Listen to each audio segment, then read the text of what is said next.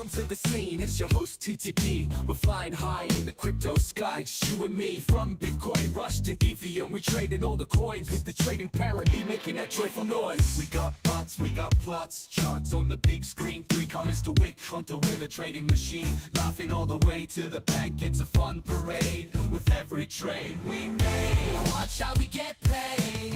TTP's got the formula, flipping coins like a spatula. In the crypto game, with the vernacular, spectacular. From the morning to the night, we're streaming with the light, trying to trading parallel. We'll teach you how to fight. Dive into the charts, the RSI, liquidity at a glance, trends on the rise. We never leave it up to chance. All tradiganium tools of the champion breed. With AI and math, we're planting the money seed. Laugh with us, trade with us, ain't no looking back. You're with the parrot now, leading the pack. Alpha profits, snap plus with the crypto law. TTP's on the mic and he's ready to soar. TTP's on the mic and he's ready to soar. TTP's got the formula, flipping coins like a spatula. In the crypto game with a vernacular, spectacular. From the morning to the night, we're streaming with the light. Join the trading parallel. We'll teach you how to fight. Dive into the charts.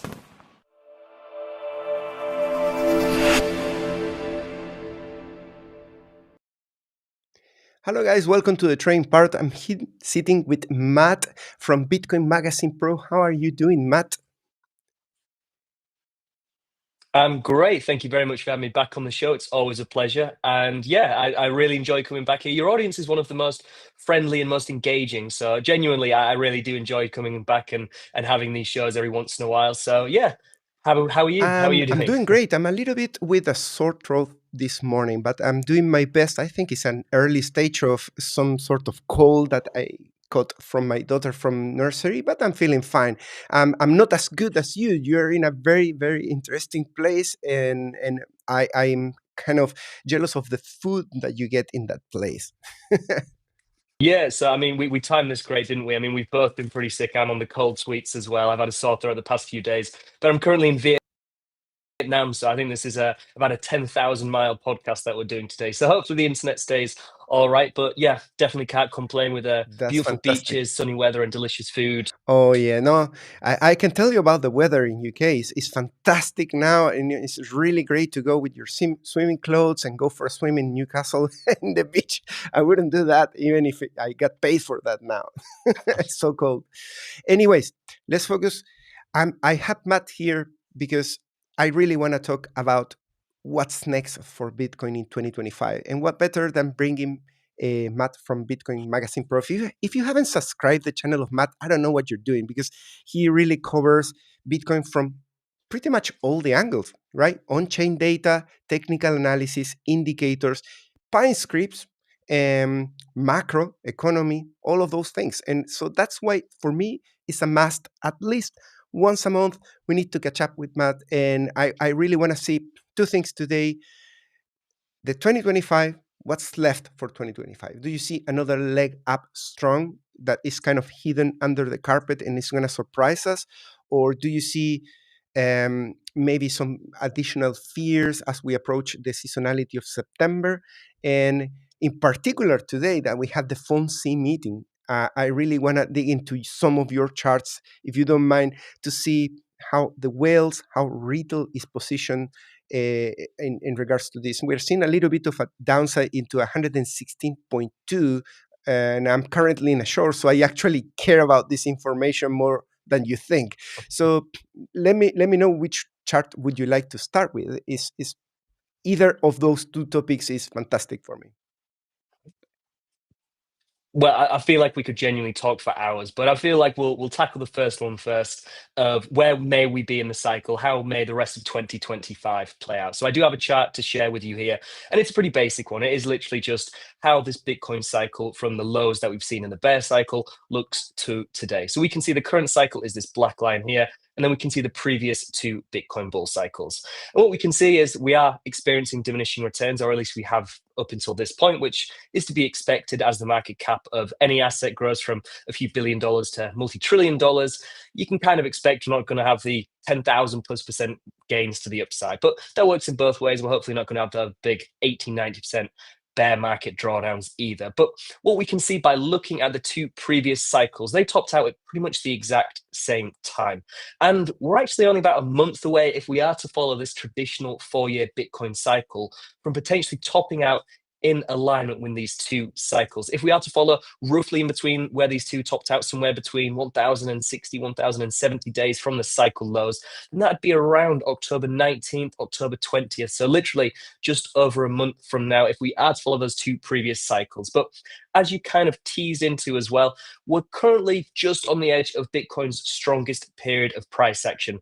Q4 for Bitcoin has historically been the strongest period for BTC. So we do potentially have some stronger bullish tailwinds that may slightly extend this cycle in towards the end of the year to maybe towards 2026.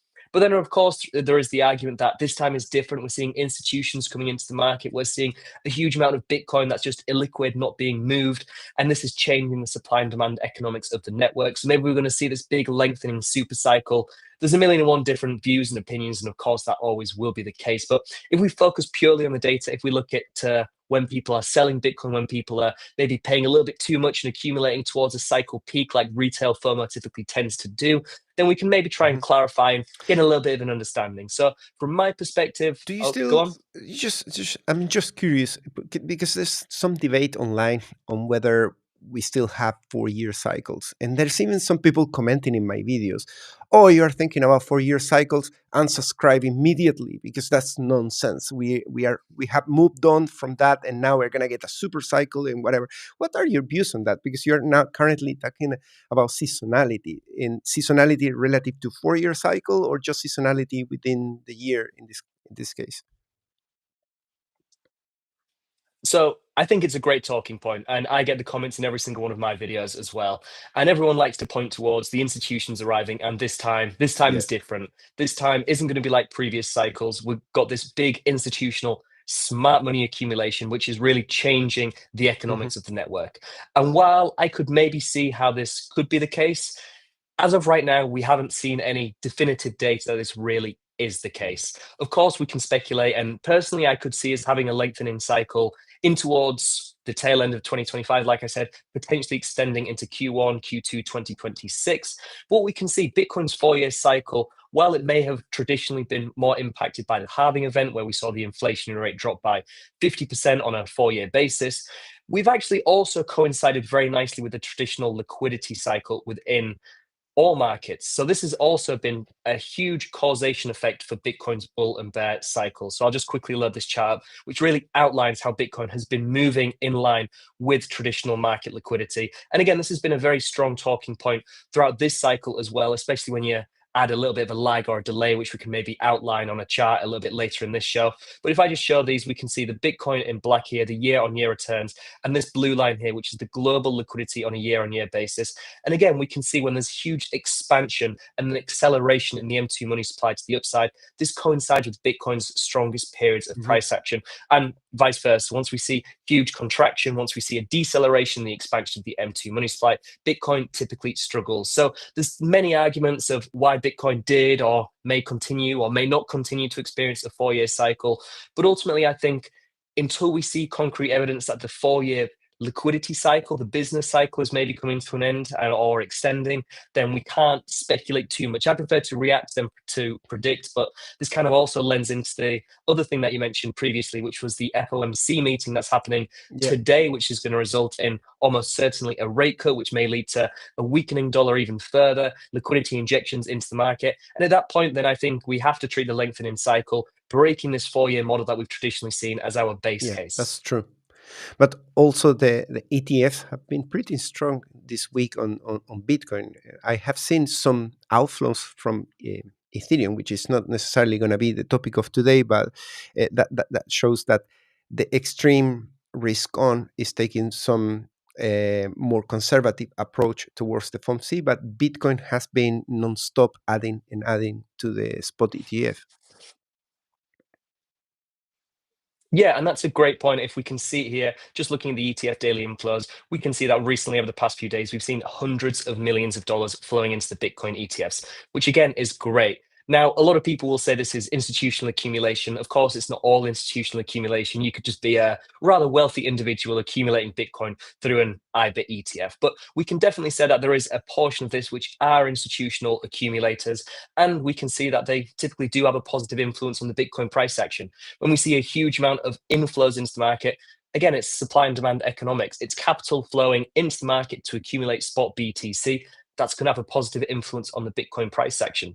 And it's not just the ETFs where we're seeing this correlation with inflows and positive price action, but we can also see recently looking at the addresses holding at least 100 Bitcoin, where it had been flatlining for many, many years. This cycle is matched to new all-time highs and is continuing to accelerate to the upside, which really outlines that this time may be different, at least from a perspective of who's actually accumulating Bitcoin, because we haven't really seen this big retail influx that we've typically seen within Bitcoin bull cycles. This cycle has been, let's be honest, a little bit more boring, a little bit more chopping consolidation price action before these big explosive moves, which last a few weeks or a few months, and then more choppy, sideways, boring price action, which is a little bit more indicative of a healthier market, but not quite as exciting for people who are just wanting to maybe make a quick buck like we've historically seen within Bitcoin. But one thing I would like to point towards, and I did kind of mention it previously, of the narrative of this time being different, I would like to say every single Bitcoin cycle has had this narrative. And it's not like I'm an OG and have been here since all the way back in the double peak cycle of 2013 or anything.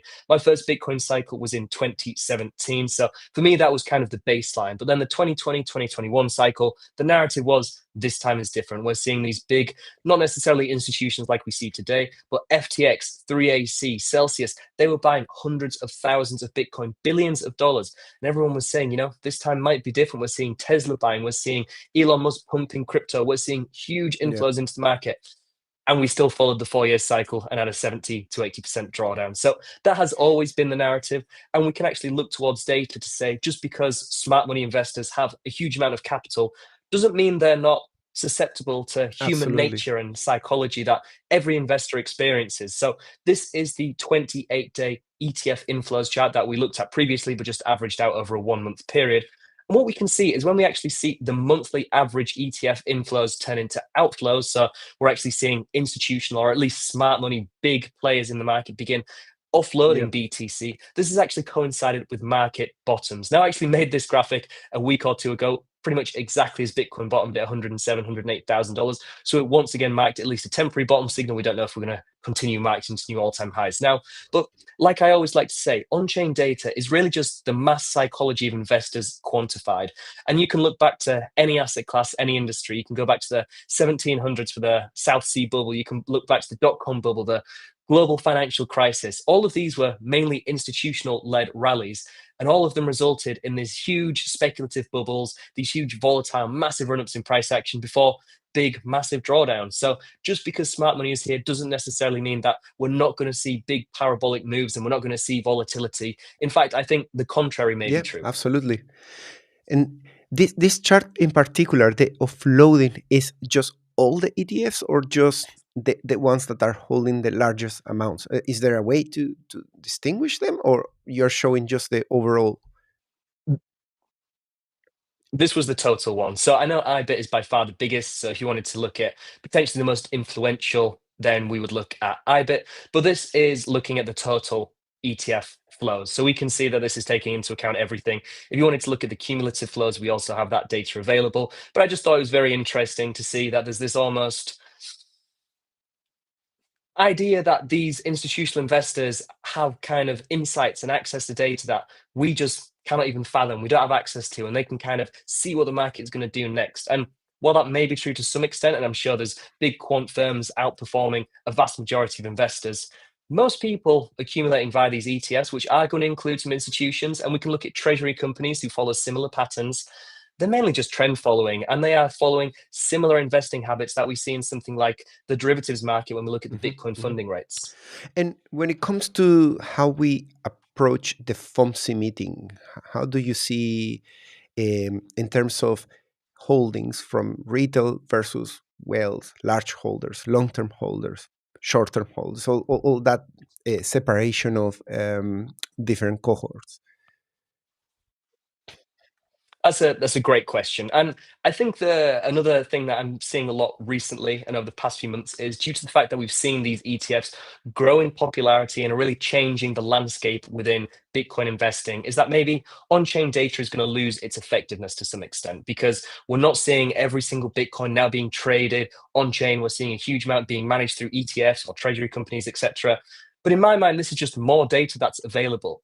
You only have to look back to the previous cycles where 70 to 80% of every transaction was happening on centralized exchanges like Binance, where again, we didn't really have any idea what was going on those exchanges. We could monitor volume and, of course, the price action that followed that, but we couldn't really see what was happening directly on an individual transaction basis. Whereas now, even though those transactions are still happening on centralized exchanges, a big portion of Bitcoin is now being moved into these regulatory, actually managed and processed institutional firms like treasury companies and means of investing and derivative products like ETFs, which give us even more clarity than it ever has done. So what we can see, like you pointed out previously, the institutional buyers, I say institutions, again, these ETF buyers are accumulating Bitcoin, which to me is a very positive sign. In a lead up to an event like this, of course, there's always going to be a narrative of it's a buy the rumor, sell the news type event. But I think fundamentally, everyone's expecting a big rate cut, and this is almost certainly going to lead to a diminishing dollar purchasing power and liquidity injections into the market. And all you have to do is look to an asset like gold. And of course, Bitcoin has this digital gold narrative to actually see that people are rotating into assets that can try and provide a return. In times of uncertainty, we usually see the US dollar strength index start spiking to the upside because people look for safe haven assets. Where yeah, at the minute, we're actually seeing the opposite. The US dollar strength is continuing to plummet, which again just gives me more and more indication that people aren't looking to rotate into safe haven assets. And again, looking at bond yields, we can see them falling alongside the FOMC, the federal funds target rate. So we can see all of these are kind of pointing towards investors having a more risk on sentiment going forward, because just because the economy might not look amazing in the US or in any country, the stock market, US equities, people's demand for yield bearing and return providing assets isn't reflective necessarily of the economy. If you look back to COVID 2020, people were locked down for a year and a half, 2 years, not really doing anything, not really manufacturing, and stocks, crypto, pretty much everything rallied to exponential new all-time highs as the US dollar strength index plummeted. So I do think that there is, of course, some influence of the economy on the markets in general. But right now, even though if people are saying we're on the verge of a big global recession, that's not the way people are actually positioning. That's not the way people are rotating their capital. And we can look at the data to really gain an understanding of this, because, of course, people will say, what's the current sentiment looking like? But I prefer to focus on the one metric that really does matter, and it's where people are parking Sorry, their money. going back to the dollar chart, I was just going to comment something. So it is true that Bitcoin benefits from the DXY coming down. I mean, in average, if you look the big picture, definitely yes. But something that leaves me thinking at the moment is that we have had a pretty decent rejection from the highs on DXY and a move back down into 95. Um, that range reminds me a little bit of the leg that we have in 2020 into 2021, early 2021. So it's of similar proportions because the other one is from 100 and something into 90. I don't remember precisely the numbers, but overall is kind of a 15 to 20 points down that allowed for the whole bull market in 2021 to find its peak. When Bitcoin is finding the first peak in early 2021, the DXY is building a double bottom. And well, currently the DXY is in a well, it's not very clear in this particular version of the DXY chart. I think it's a bit chop or something, but there is an ongoing falling wedge on the DXY, which is basically a bullish pattern, and not necessarily to have such an impressive move like we had from 2021 into 2022 that definitely helped bringing us back into a bear market at that point, but at the very least to hit some resistance, to do some dead cat bounce or something, or maybe to start building some bottom information. If we don't do that, if we don't start building some support at the moment with DXY, we are breaking long-term support on DXY. DXY, if you place a trend line from 2011, you can connect it with 2021 and then with 2025, and it gives you a perfect trend line with the tests that it has done. And at the moment, if we break 95, basically, we are breaking 2011 to now, my math is 14 years support trend line ascending.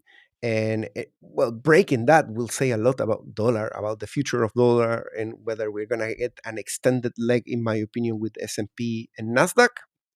But having said that, do you kind of lean more towards, dollar is going to break that long-term support and do a little bit more damage? There's still room for dollar to fall even further, or there could be a bit of bounce on support in here, in which case we see some downside seasonality in September, October, somewhere around there before the last leg up. And just adding a little bit more spice into the discussion of what do we expect for the end of the year. Of course, and it's I'll be the first to say, I think predicting shorter term moves are actually more difficult than predicting the more macro Yeah, moves in the market. But I do have some bullish bias. Of course, I usually have a bullish bias, but I can back that up with data. If we look to the Bitcoin high yield credit cycles and the relation between the risk appetite or sentiment in traditional markets for high yielding corporate bonds or potentially mm, junk bonds, we can see that we're currently just at kind of the start of this big rally to the upside. Whereas in the previous example you mentioned of the DXY finding a double bottom as Bitcoin was topping out, we'd already kind of reached this peak in traditional markets where traditional investors were looking at junk bonds and were demanding such a substantial premium compared to the yield they would find on treasury bonds, for example. I see. Whereas right now we're seeing the actual diminishing, indicating that they're more happy to take on these riskier, high yielding corporate bonds, which is just indicative of more risk on environments for not just Bitcoin, but markets in general. And like I said, we can see this in traditional 500, gold, all rallying to new all-time highs. To be honest, I'm a little surprised Bitcoin hasn't actually followed these and continued to rally. But one thing is, again, that I'm looking towards to potentially look to a big breakout in hopefully the coming weeks, potentially, is if I just find the data, is looking at the Bitcoin volatility. We've actually been contracting in and seeing, again, pretty boring sideways price action. But if we just look at the Yeah, quarterly volatility for BTC, we're actually close to one of the lowest levels of volatility we've ever seen in the market. If I just change this to look at the entire history of Bitcoin, or at least as far back as this chart goes, we can see, looking at quarterly volatility, we're right on the cusp of the lowest levels we've ever seen for Bitcoin. Now, historically, when we see volatility this low, again, it's very cyclical, just like price action. We have contraction, which leads to expansion, and so on and so forth. And right now, we're in this period of massive contraction. And historically, the other previous examples was down here when Bitcoin was at $26,000 before it rallied to $73,000, $74,000 in just a few months' time. And then the other example is back here when Bitcoin was at around $700 just before we kicked off the big exponential rally to $20,000. Now, just looking purely at volatility doesn't give us any indication of the direction that that may go in, but we can look at the derivatives market, which is currently showing, or at least recently shown, that majority of leveraged perpetual futures derivative traders were shorting the market, betting on further downside, which again gives us some indication that maybe the market was a little bit overextended to the downside in terms of the sentiment. People were a little overly fearful. And recently, we actually bounced from the short-term hold at realized price, which is always a very bullish indication in my mind. This is the average accumulation price or cost basis for new market participants. And we can see, if I just zoom right in over to the past few months, Bitcoin, as we came down to about $108,000, bounced perfectly from this level. So clearly, we are seeing buy pressure coming in, not just from institutions, but general market participants. And alongside that, we're seeing a negative sentiment, a short downside expectance from these leverage traders, which alongside the open interest growing and volatility decreasing is kind of, in my mind, setting the stage for a potential short squeeze up to the upside, especially considering we have seen this huge inflow into assets that can provide more of a return, like US equities, like gold. And if we just look at the gold market cap, I know I've been rambling a little bit here, but we can see since January 2024, the gold market cap was around $14 trillion. Now, in just over a year and a half, this has increased over $10 That's trillion. crazy. Now, Bitcoin over that same period of time, yeah, it's absolutely crazy, has gone from just under $1 trillion to just over $2 trillion. So we have seen a monumental amount of capital flowing into gold. Now, in Bitcoin, we have to take into account something called the money multiplier effect. So, because Bitcoin isn't 100% liquid, there's not every single Bitcoin that's available on the open market at any time to buy. And because of this, we actually see the amount of capital inflows required to increase the market cap actually be substantially lower. So, for example, $1 purchased of Bitcoin, $1 injected into the Bitcoin market doesn't increase the market cap by $1. It actually increases that by more of this. This is the money multiplier Mm. effect. So, one of the simplest ways, yet most accurate and effective ways to calculate this is looking at the long-term holder supply. So, this is Bitcoin that has been held for at least 155 days. And beyond that point, a Bitcoin holder is less likely to actually transfer that coin. They're more likely than not to be holding that Bitcoin for an indefinite period of time. So we can essentially classify this as not necessarily immediately illiquid, but not readily available to purchase BTC. Now we can see again, this is very cyclical. But what I've done is using the Bitcoin Magazine Pro API, or you can just CSV download the data here. So if I go to this chart here, which I'm already giving away what we're going to be discussing later, we can look at the long-term holder supply as a percentage of all circulating Bitcoin. And then from that, we can kind of calculate a percentage or money multiplied based on that. So again, I feel like I'm making this a little bit complicated here.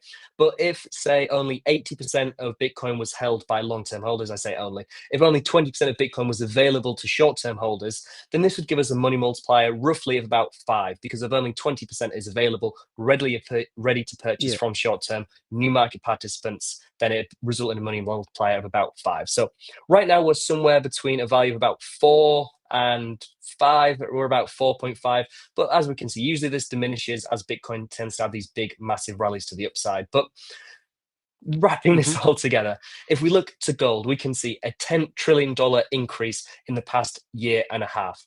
Now, for Bitcoin to double, so to increase to a $4 trillion asset roughly, which would take us from around $116,000 where we are now to just say around $220,000.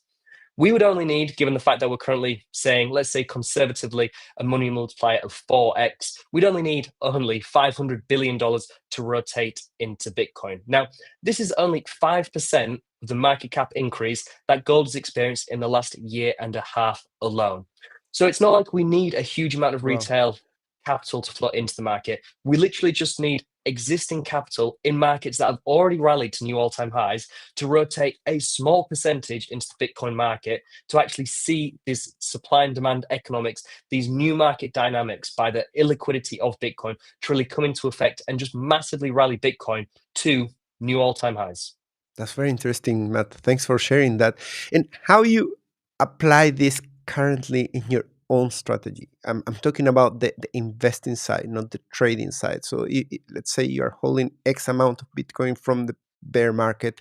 Um, would you be at the moment in a period of mild distribution or heavy distribution, or just hold strong until when in that case? So I have a compartmentalized approach to my portfolio, if you like. So I, of course, have a portion of Bitcoin that I'm never going to sell. I literally have my pension, so I can't touch it for multiple decades in Bitcoin. So that is an ultimate long-term hold. I have to hold that for at least 3, maybe 4 more Mhm. decades. I also have a portion that I'm actively accumulating with that I again put to one side to say this is Bitcoin that I'm never going to sell. Now I have a portion again that I'm more actively trading in the market, not necessarily sat in front of TradingView every day, scalping the market moves on the 1 minute time frame, but maybe just playing the more intra-cycle swing moves. And then, of course, I get paid in fiat and cryptocurrencies, which I like to dollar cost average, but I like to more strategically dollar cost average into the market because, of course, it's great advice. And I'm sure many of you can relate to this. You'd have loved to have buy Bitcoin with all of your money years ago, but unfortunately, we only get our money once a month when we get our paycheck. So I want to try and maximize my bang for buck when I actually receive this money and dollar cost into the market a little bit more effectively. So one of the ways I do this is just stop dollar cost averaging into the market when the market is a little bit overheated. So looking at something like the short-term holder MVRV, it's as simple as not accumulating when the short-term holder MVRV. So this is the ratio or relationship between the underlying price or market cap of Bitcoin and this average accumulation price of new market participants. When this ratio is above 1.2, indicating that there's an unrealized profit in the market for new market participants of 20%, just don't dollar cost average in. Mhm. That's it. That's as simple as the strategy Any is. particular reason? And I've got a lot of data. Any particular reason to go for the short-term holder version in particular, not the long-term version? So the long-term holder, I definitely think is worth taking into consideration. However, I do think to some extent it may be warped by Bitcoin that has been lost or just inactive for an incredibly long period of time. If we just look at the standard realized price and we can look at the standard MVRV a little bit later, we can see that this is currently somewhere around Yeah, it's too far. $53,000. But you have to take into account that there's maybe around 4 million Bitcoin, including the 1 million Bitcoin of Satoshi, all of the Bitcoin that got lost in dumps from people who threw the USBs and hard drives away, and just that Bitcoin that has been sent to addresses and they accidentally put the wrong address in, Yeah. etc.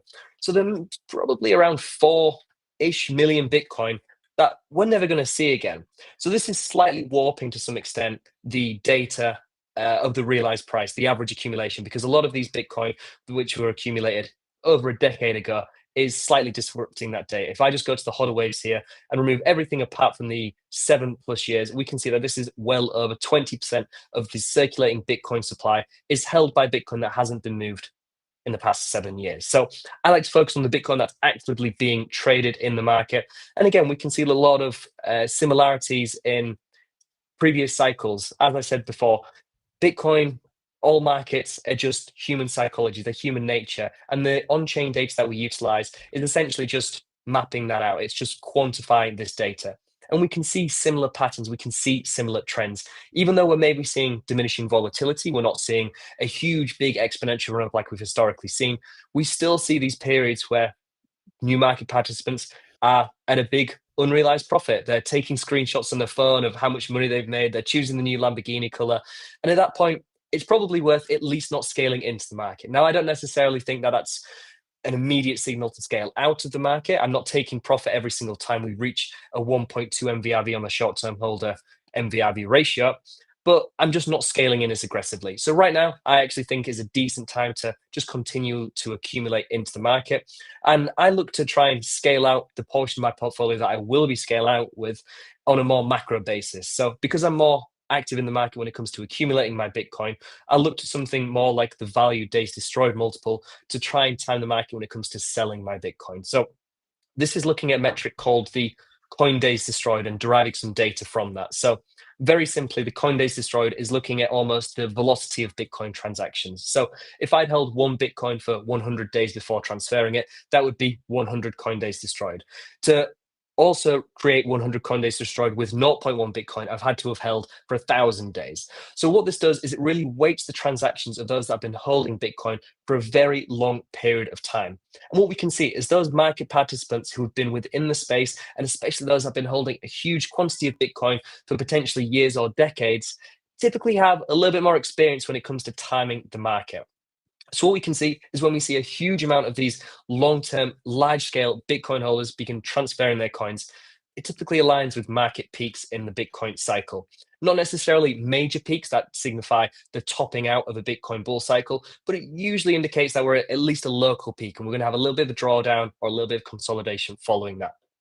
So we can see in this cycle already, as we first surpassed $70,000 prior to the Bitcoin halving event, surpassing our previous all-time high, the first time we'd done that, a lot of long-term holders were beginning to take profit, which isn't necessarily a bad thing. This makes sense. They may have been holding Bitcoin from just a few $100s. So as we first surpassed $70,000, again, it makes sense to lock in a little bit of profit. But what I'll be looking for this cycle is, again, not just one signal. I'll be looking for a confluence of signals, but I want to see lots of long-term holders begin selling Bitcoin. And again, the market is supply and demand economics. If we don't see lots of selling in the market, we're not going to see these big, massive drawdown bear markets. We're just not going to see that. We're going to see diminishing volatility and probably more stepping in price action with 20-30% drawdowns. It's very impressive how they've been timing the market in the early cycles. Like there's like two peaks of distribution in 2014, 2018. Then in 2021, we could say that they ended up exiting with two peaks very close to each other. I think one is at 40K, another one at 50 maybe. So they miss all the way to almost 70. And they were probably not expecting that, because you can see on the second peak, which is the actual all-time high, there is very little distribution. I think that's because the second leg that got bounced to 69 is uh, derivatives or futures driven. And in this particular cycle, we can see that they didn't get any better with this cycle. Like, they started distributing the most at 73.5. That's where I sold all my Bitcoin, but I rebuy all of it at 49, at 50 something, 53 or whatever. I had like three or four trade entries again, and then I ended up closing again, because I'm treating this part of the cycle as mostly for trading. That's my personal risk aversion. But you can see that there are two consecutive peaks after, when we reach over 100K, more recently, maybe around the 125, maybe. Uh, but I wouldn't expect another red. I will expect, just like in 2021, that there is one red, and then a series of minor distributions that eventually lead into a bear market, assuming we get a bear market. At least I'm subscribed still to that idea. That's why I'm only trading and not investing at the moment. But I don't know how many more we're going to get. How many more? Maybe I'm kind of leaning towards the possibility of an extended rally into early 2026. But at some point, something has to break, and the shit needs to hit the fan at some point. That's kind of my perception, and it's not based necessarily on something being wrong on Bitcoin. Some people that are just entering the space, they tend to say, yeah, but why did you sell your Bitcoin? Don't sell your Bitcoin. You never sell your Bitcoin. Michael, whatever. No. uh, I think the reasons why we enter in a bear market, there were macro reasons. There were also tons of open interest and things that needed to be cleared out, and there were tons of people in the industry that were very dodgy, that they were doing really low things that were bad for the ecosystem. We had like three crashes in the bear market. I don't even remember all the names, but FTX, the Luna crash, and there's a third one, I think, in one of the legs down. Each one of them collapsing as a snowball effect, and tons of people trading that area in there. But there is a perception that this cycle on the way up is less liquid, is more institutional fueled, and that retail hasn't been here, at least in searches in Google or in social networks, in amount of views in YouTube. Like, you hear Benjamin Cowen saying, well, I don't even have 1/3 of the views of the previous cycle. That makes a lot of sense for the people that say that Google Trends is not valid. Well, views are valid, and it says that people are not really watching. Retail doesn't have much money to trade this. And that takes us to the situation of, well, if retail is not here, who's going to panic sell? Who's going to buy the top? Will there be a top, or are we just going to carry on with these institutions slowly accumulating into an endless rally? Something like it happened back in the day to S&P, that for a period of 3 cycles, it was just cycling for years. But when people got used to the cycles, S&P say, no, I'm not going to enter a bear market this time. I'm just going to carry on. And if the right conditions are happening, that could potentially happen to Bitcoin. And people are going to say, yeah, but then why did you sell? Because for my own risk aversion, I sell based on what I think is the current trend. If the trend breaks, then I need to adapt to something else. But I don't trade against something that I have a wish for. I have the wish that Bitcoin is going to carry on for 8 more years going up. Therefore, I'm going to leave just my money there and not take any profits. No, that's something that it just doesn't work for me personally. speaking. But the point is, with no retail here, what's the actual downside that you see if there was no retail all the way up? Do you feel like in a bear market we can reach again prices sub 50Ks or 30 or 20s, or that's completely out of the table according to the current liquidity, the composition of who's holding it? I still think, and I would love to be proven wrong on this. I would love to see Bitcoin not have any bear market, have this super cycle. No one's selling, everyone's just buying. But as I said, I feel like it's very easy to slip into the narrative of this time is different. And like I've tried to explain in other markets, these bubbles, these speculative rallies, these exponential run-ups and following drawdowns are inevitable. And I think the same is going to be true for Bitcoin. However, I do think that it's not going to be as severe as we've historically seen.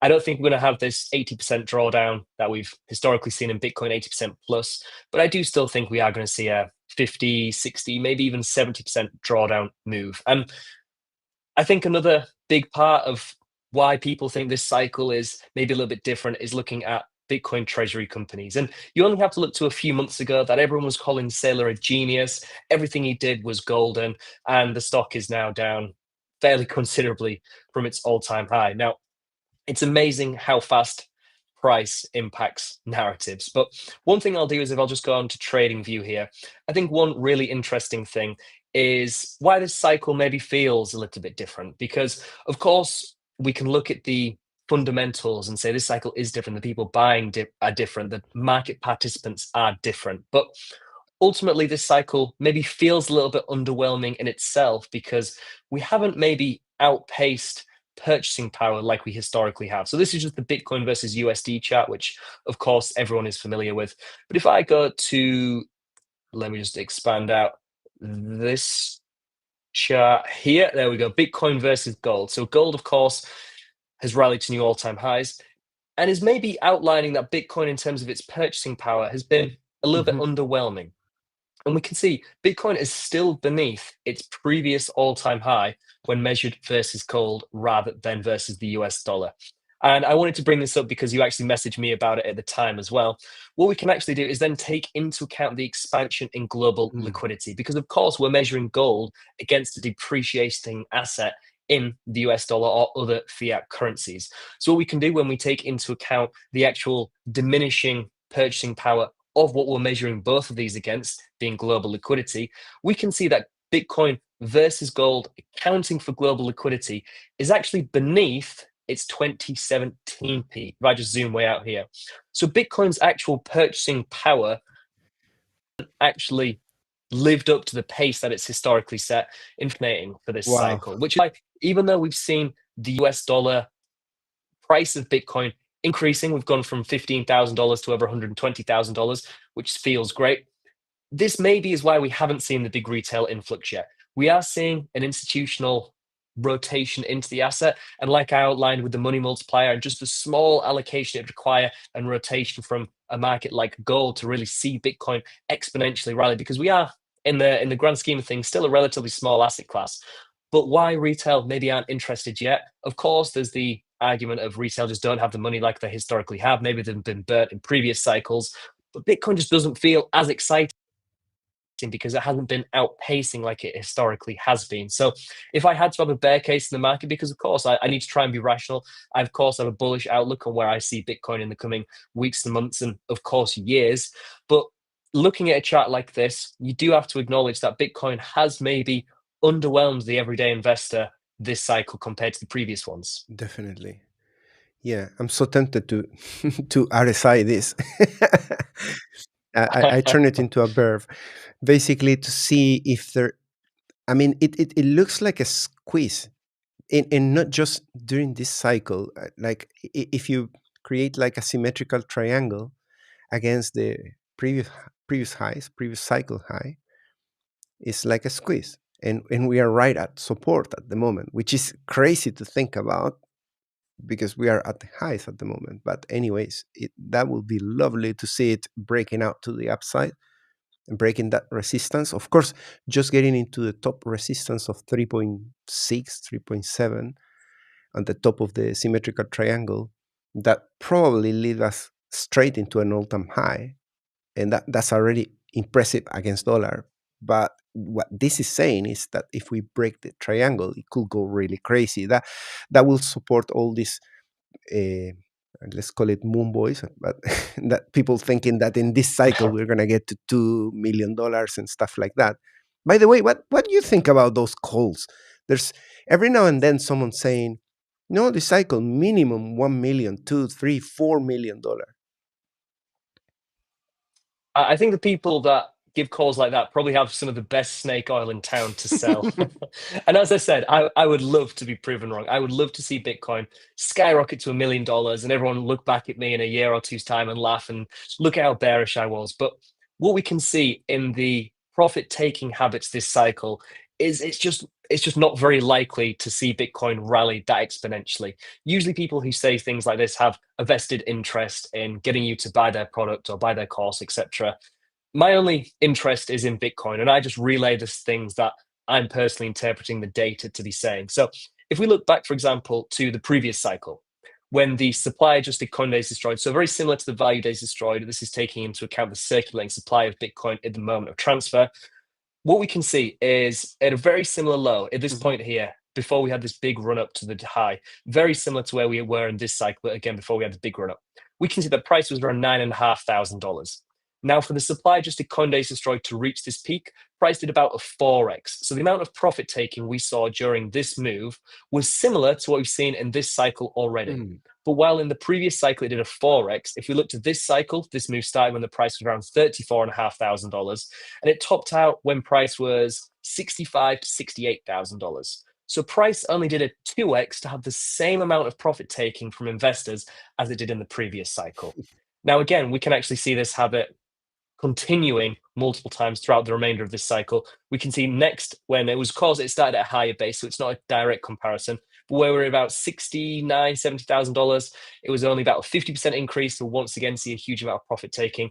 And again, we were at $93,000 before we topped out about $117,000 on this supply adjusted coin days destroyed peak. So the actual big percentage gains that we're seeing before people start rapidly taking profit is massively diminishing. Now, this isn't an immediate bearish signal, at least in my opinion. We can still see the supply adjusted coin is destroyed, massively spiked to the upside. And of course, of the argument that a lot of this selling would have just been transferring to be held into spot ETF, which is, of course, a valid argument. A lot of this Bitcoin would have been transferred into more tax efficient means, and people that have been holding in cold wallets for years that just wanted some peace of mind may have been transferring this Bitcoin as well.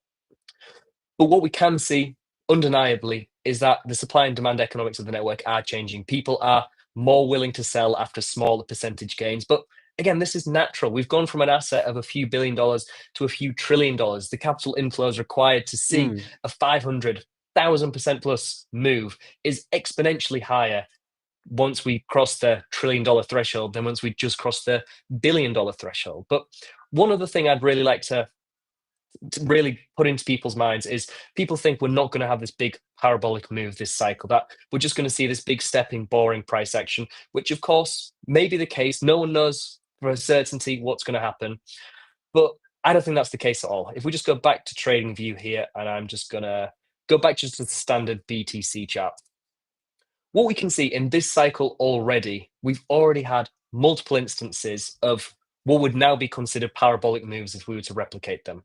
So the internet's kind of letting me down a little bit here, but we'll see what we can do. There we go. So we can see here, as Bitcoin has been having these big explosive moves, then boring, choppy, sideways consolidation, reprice action, people are thinking this has been pretty boring. But if we were to replicate any of the 6 instances in that Bitcoin had at least a 65% move in less than 100 days, Bitcoin would be at least $175,000 before the end of the year. So we can see in every single one of these Mhm. instances, Bitcoin within 100 days did at least a 65% move. Now, I'm not grabbing them absolutely perfectly here, but like I said, Bitcoin already this cycle has shown it has the power to very quickly change things. If we look back to 2017, every metric, every on-chain analyst, every Twitter guru, once we crossed into five-figure territory, $10,000, said, wow, this is crazy. This must be close to a Bitcoin bull market peak. And 2 weeks later, Bitcoin had practically doubled to $20,000. Now, this cycle already, we've had 5 separate instances where if we were to replicate any of them, Bitcoin would be at $175,000 before the end of the year. Mm. This is just something that happens with Bitcoin. After we have these periods of choppy consolidation, this is why we looked at the volatility indicator that we looked at previously. People assume that the current conditions are going to last indefinitely, but things change in Bitcoin rapidly. We can see if we were to mirror what we did when we first ran up to $100,000, Bitcoin would reach 200K Yeah. before mid-December. These moves can happen for Bitcoin. And if we look to the previous cycle, which I know, again, we looked at the true purchasing power of Bitcoin after this double top cycle and said maybe we didn't set a peak as high when we look at the purchasing power. But people were very disappointed with this double peak cycle for Bitcoin. They looked at it and thought, it's just a muted double top. But if we were to replicate again that move that we had in Bitcoin, which everyone was so disappointed about last cycle, if we were to replicate that again in percentage terms, Bitcoin would be at $230,000 before Damn the end it. of the year. These are things that Bitcoin does. Bitcoin has these periods of contraction and massive expansion. And just because institutions are here doesn't mean it's not going to happen, because it's already happened 5 times this cycle. So things can change very, very quickly. Narratives change depending on price. Everyone at the minute thinks Sailor's maybe, gone a bit far ahead of himself. Maybe the treasury company, the Sailor playbook isn't really working. I guarantee as soon as we have this big volatile move, that is inevitable because it happens in every single market. Everyone's going to look at Sailor as a genius. Everyone's going to try and be copying him. More treasury companies are going to come on the scene. And as is always, it's just cyclical. Everything comes in cycles. We are almost certainly going to have a big drawn out bear cycle at Yeah. some point. It's probably going to depend on how big a move we have to the upside. If we can replicate anything like we've seen multiple times in this cycle already, we could see a Bitcoin high 100% higher than where we are now. As I said, by looking at the gold chart, by just a 5% rotation, which would double the Bitcoin market cap, take us to say $230,000. A 70% retracement from there, again, would feel terrible, but would still be at least 10% less than the retracement we saw in the previous cycle, which I believe was around 80%, Yeah. somewhere around there, 77%, somewhere around there. So even if we saw a 70% retracement, and again, once again, if we saw diminishing returns, because everyone's looking at diminishing returns and say, that means we're only going to see a $130,000 Bitcoin, we're only going to see $140,000 Bitcoin. If we were to get to 230K, which would be 1,300% returns, which would be significantly less than the 2,000% returns that we saw in the previous Bitcoin cycle from low to high. Even if we only saw half of that next cycle, half of that 1,300% after a pretty brutal 70% retracement, then Bitcoin would already be at $500,000. So Bitcoin, even though people are looking to it and saying, maybe it's past, maybe we're not seeing the big returns, maybe we need to look to more speculative, volatile altcoins, etc. There's very, very few assets that are going to provide a risk-adjusted return like Bitcoin with a genuine potential to do a 5x after a 70% retracement in the next 5 to 10 Yeah, years. thanks for that, Matt. I wanted to actually ask people in the audience for questions, so you can write down all your questions in the chat. I think we have already a few questions, and I'm gonna direct all those questions to you, Matt. The first one is, Great. will retail is here just now in? Let me parse that question. Um, how much of retail is here just now in ETFs? Correct. That may be the case, of course. There could be a huge amount of accumulation via these ETFs from retail participants, but typically that's not the behavior we've usually seen. But even if it is, these are spot ETFs. When they're accumulating, and of course we can get into conspiracies of the centralized custodians trading paper Bitcoin, etc. But these are regulated, very much scrutinized, lawful companies like BlackRock, who almost certainly are genuinely accumulating spot BTC. And when they do that, they leave a footprint. We can see this accumulation. So even if retail are accumulating via ETFs, these ETF providers have to buy Bitcoin from somewhere, and we will see that in data like the realized cap HODLways, which is, for me, the ultimate retail FOMO checking indicator. If we remove all of these age bands, so it's very similar to the order waves that we looked at before, where it's separating them into different age bands. But this is looking at the impact on the realized price. So that average accumulation price we checked previously, when these massive red spikes to the upside happen, indicates that these new market participants are playing disproportionately high amounts for their Bitcoin compared to those older age bands. So what we can do is if we remove all of them, apart from say the 1 to 3 months, so 3 months and beneath, we can see that we have had rising peaks in this cycle already. So the fact that we've maybe seen diminishing peaks in certain on-chain metrics doesn't take away from the fact that the secondary peak that we've already seen in this cycle when we first surpassed $100,000 was driven by people buying Bitcoin. It's supply and demand economics. So even though we are seeing this, we're still at pretty normal levels, I'd say. This cycle might result in a triple peak where previously we've had a double peak or a single peak or a muted double top. We may see a triple peak this cycle.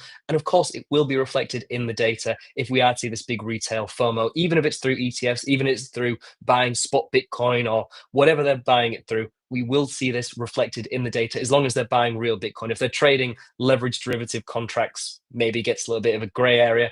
But if you track this data, once we start surpassing 50, 60%, it's a good indication that new market participants are paying too much for their Bitcoin. And long-term holders, especially if we see the long-term holder supply diminishing alongside that, gives us a good indication that they're more than happy to sell at those prices. And usually when we see people selling who bought Bitcoin at a few $100s, selling to people who are buying Bitcoin for hundreds of thousands of dollars, that kind of buy pressure can't be sustained for too long. And this is what really results in these market peaks. I've got another question from Alex. I'm going to show it in the screen. Is there retail euphoria going to come this cycle? I guess that's kind of what we answered previously. But like I mentioned with the gold and rotation out of other markets, I don't think we necessarily need to see a huge retail FOMO like we have historically seen for Bitcoin. Now, the area of the industry which I feel is most impacted by this is looking at the altcoin market.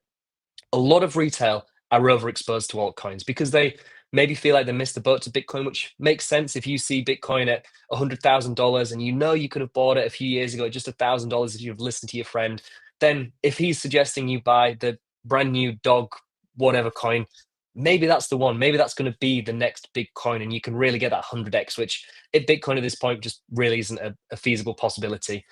So a lot of retail are overexposed to altcoins. And the fact that this cycle we've seen a lot of these altcoins bleed substantially versus Bitcoin means that maybe we won't see this big retail influx. And if we do, it's likely going to be potentially into these smaller cap, more volatile plays. And Bitcoin might now be more of an asset suited to institutional players, treasury companies, and big portfolios from hedge funds that are just trying to put 1 or 2% of their portfolio into Bitcoin.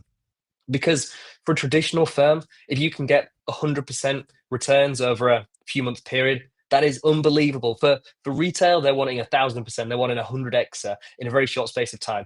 For everyday, large scale institutional investors, they're more than happy with the returns that Bitcoin's providing with that diminishing downside volatility as well. Even if we don't see retail euphoria, which would be good, we'd see some very clear indications that Bitcoin is getting very much overheated to the upside and some great on-chain signals from that, looking at something like the realized cap order waves. I don't think it's necessarily needed to see Bitcoin really rally to exponentially higher prices this cycle. Thanks for that. And I'm going to kind of compress the last two questions into a single one. So part one says, what's your view on probability of super cycle? And part two from Brillo, if we rally into 2026, wouldn't that be a massively extended cycle? So probability of a super cycle, everyone's going to hate this. I would say less than 5%. I don't think we're going to see purely because Bitcoin still hasn't fulfilled its narrative as a decoupled asset. We're still very much correlated to US equities. We're still very much correlated to the traditional business and liquidity cycle.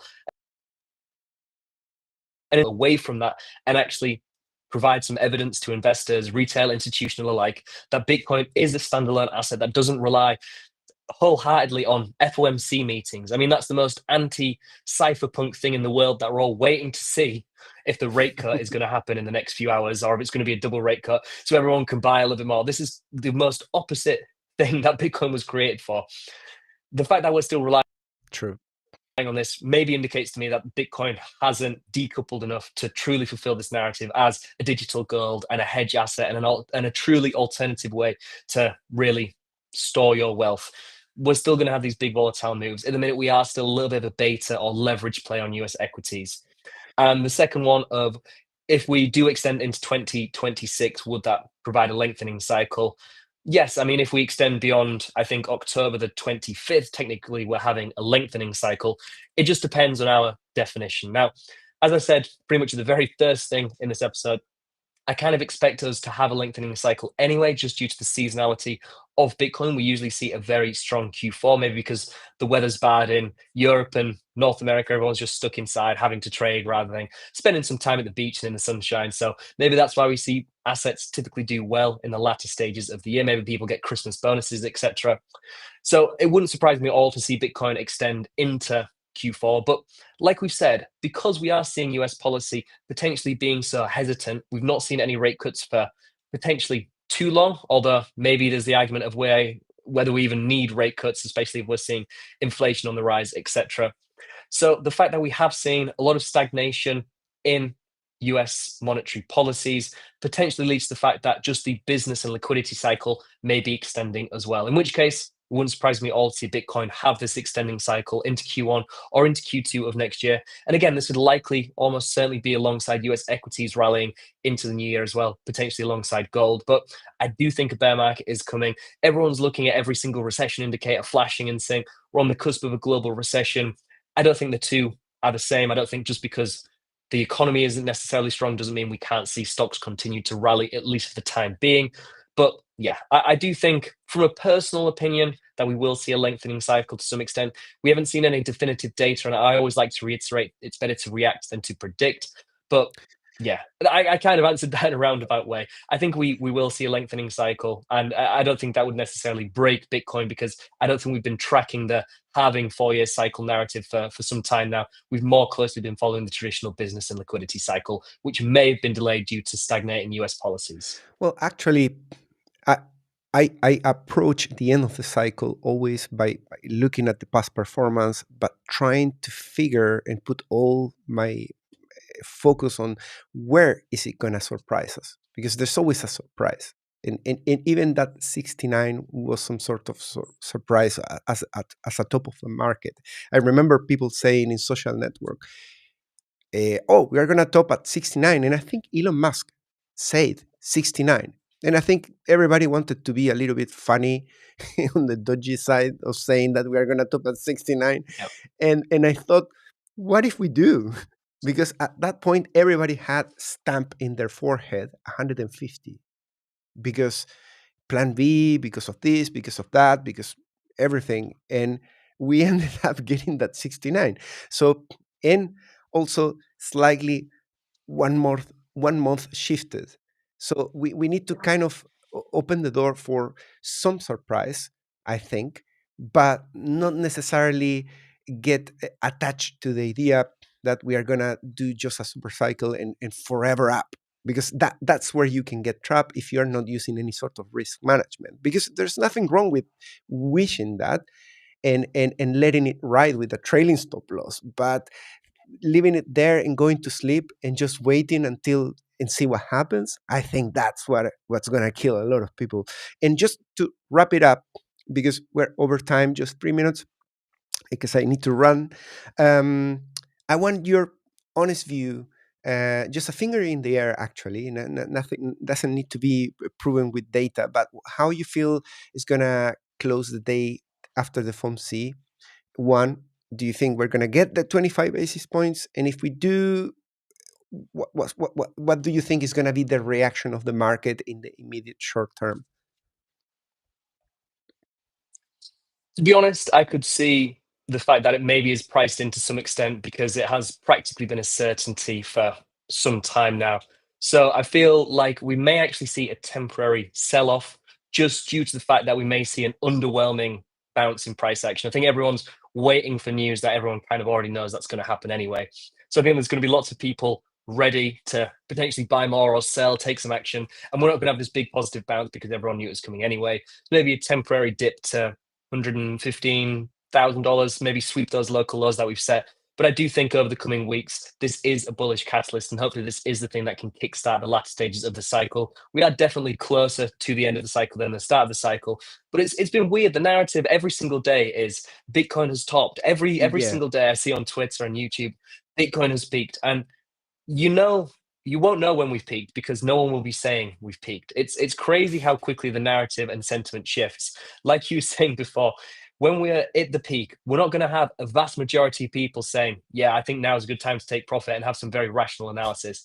Things get very irrational very quickly. And if everyone is taking profit, that's probably not where the peak is, true, unfortunately. true. Thanks so much for joining me today, Matt, and thanks to everybody in the live stream for commenting, liking the video. We will have Matt in maybe 1 month or so. Hopefully, we're gonna catch him somewhere else in the world, and hopefully, he's gonna have internet to give us a hand and give us his own perspective. Thanks so much for being here again, and I'll see you.